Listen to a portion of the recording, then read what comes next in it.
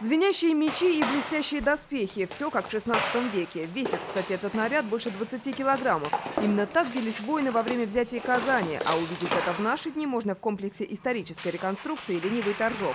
Люди могут пострелять с луков, с арбалетов, с боевых машин, пометать топоры и копья, то есть полностью интерактив. А после боев можно и перекусить. Горячие оладушки, а к ним чай с травами из настоящего самовара. Русское чаепитие, как несколько веков назад. Старинный быт хранят и ремесленники. Я занимаюсь плетением из зубового прута.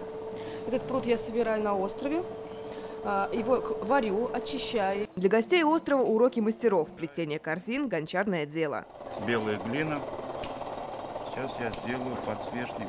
Свежск – один из главных туристических объектов, который ждет гостей Кубка Конфедерации из Казани. В связи с такими замечательными знаменательными событиями в нашей республике очень приятно, что интерес к Свияжску есть, что гости едут.